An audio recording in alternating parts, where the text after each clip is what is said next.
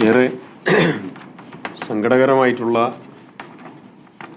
ഈ സാഹചര്യം തുടക്കത്തിൽ തന്നെ വളരെ നന്നായി മനുഷ്യസാധ്യമായിട്ടുള്ള എല്ലാ ഏകോപനവും ജില്ലാ കലക്ടറുടെ നേതൃത്വത്തിൽ, സംസ്ഥാന സർക്കാരിൻ്റെ നേതൃത്വത്തിൽ ദ്രുതഗതിയിൽ ആക്ട് ചെയ്യുകയും പരമാവധി സംവിധാനങ്ങൾ ഇങ്ങോട്ട് എത്തിക്കാനുള്ള നടപടികൾക്ക് നേതൃത്വം കൊടുത്തു.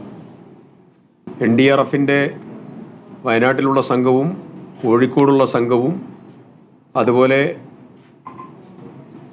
ഫയർ ഉൾപ്പെടെ സിവിൽ ഡിഫൻസ് ഉൾപ്പെടെയുള്ള എല്ലാ സംവിധാനങ്ങളും അതിൻ്റെ ഭാഗമായിട്ടുള്ള ഏകോപന പ്രവർത്തനങ്ങൾക്ക് നേതൃത്വം കൊടുത്തു. പൊതുസമൂഹത്തിൻ്റെ ഭാഗത്ത് നിന്നും നല്ല രീതിയിലുള്ള നിർലോഭമായിട്ടുള്ള സഹകരണം ലഭ്യമാവുകയുണ്ടായി.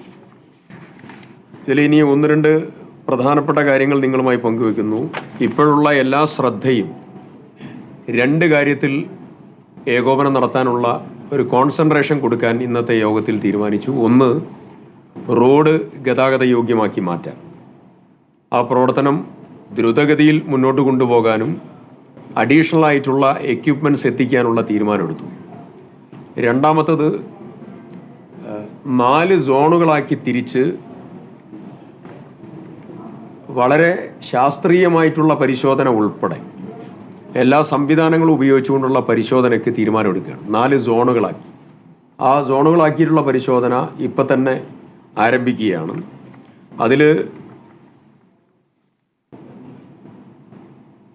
ലൈവ് ജീവിച്ചിരിക്കുന്ന ഏതെങ്കിലും അംശമുണ്ടെങ്കിൽ അത് ഡിറ്റക്റ്റ് ചെയ്യാനുള്ളതായിരിക്കുന്ന 2 ഡോഗ്സ്, അതിൻ്റെ സാന്നിധ്യം നമുക്ക് ഓൾറെഡി ഇവിടെ എത്തിയിട്ടുണ്ട്.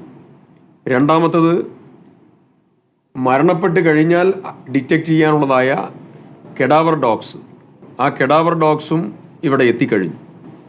അപ്പോൾ ഇതെല്ലാം ഉപയോഗിച്ചുകൊണ്ടുള്ളതായിരിക്കുന്ന NDRFൻ്റെ 66 അംഗ ടീം അതിൻ്റെ ഫുൾ സ്വിംഗ് ഓപ്പറേഷൻസിന് മറ്റുള്ള ഘടകങ്ങളോടൊപ്പം ഇതിൻ്റെ പ്രവർത്തനങ്ങൾക്ക് നേതൃത്വം കൊടുക്കുക. മറ്റൊരു പ്രധാനപ്പെട്ട കാര്യം, നാളെ മുതൽ അങ്ങോട്ടിപ്പം ഫയർ ആൻഡ് റെസ്ക്യൂവിൻ്റെ 100-ൽ പരം ആളുകളുടെ സേവനം ഇന്ന് ലഭ്യമായിട്ടുണ്ട്. നാളെ അതേപോലെ തന്നെ ഒട്ടും കുറയാതെ 110 ഫയർ ആളുകളുടെ സാന്നിധ്യവും അതുപോലെ സിവിൽ ഡിഫൻസ് ഉൾപ്പെടെയുള്ള വോളണ്ടിയേഴ്സിൻ്റെ സാന്നിധ്യവും ഉറപ്പുവരുത്താനുള്ള നടപടികൾ ഇതിൻ്റെ ഭാഗമായി ക്രമീകരിച്ചിട്ടുണ്ട്. പോലീസ് ഉൾപ്പെടെ മറ്റുള്ള സംവിധാനങ്ങളോടൊപ്പം. മറ്റൊരു പ്രധാനപ്പെട്ട കാര്യം, മരണപ്പെട്ടതായിരിക്കുന്ന ആളുകളുടെ ബോഡി അതിൻ്റെ പോസ്റ്റ്മോർട്ടം നടപടികൾ പൂർത്തിയായി കോഴിക്കോട് മെഡിക്കൽ കോളേജിൽ നിന്ന് എംബാം ചെയ്യാനുള്ള നടപടികൾ ആരംഭിക്കും.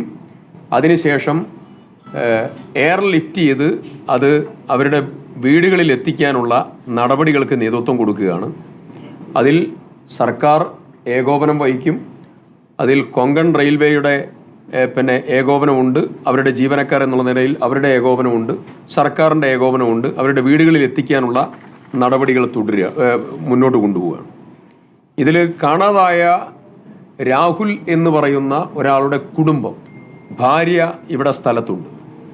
അപ്പോൾ അവരെ ടേക്ക് കെയർ ചെയ്യാനുള്ള നടപടികൾ സ്വീകരിക്കണം എന്നുള്ള, പ്രത്യേകമായി കരുതൽ കൊടുക്കണം എന്നുള്ളത് പ്രത്യേകം പറഞ്ഞിട്ടുണ്ട്.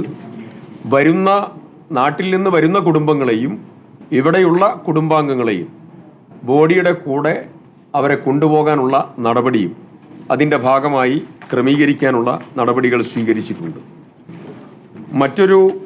ഈ മരിച്ചതായിരിക്കുന്ന 3 പേർ ജാർഖണ്ഡ്, മധ്യപ്രദേശ്, ബീഹാർ സ്വദേശികളായിട്ടുള്ള ആളുകളാണ്. ആ 3ഇടത്തേക്കും ഡെഡ് ബോഡി എത്തിക്കാനുള്ള നടപടികൾ പുരോഗമിക്കുന്നു. പരിക്കേറ്റവരിൽ നിങ്ങൾക്കറിയുന്നത് പോലെ 5 പേര് മിസ്സിംഗ് ആണ്. 3 പേർ ചികിത്സ തേടി ഇവിടെ നിന്ന് വിംസ് മെഡിക്കൽ കോളേജ് ആശുപത്രിയിൽ നിന്ന് വീട്ടിലേക്ക് തിരിച്ചു പോയിട്ടുണ്ട്. 2 പേർ ICUവിലാണ്.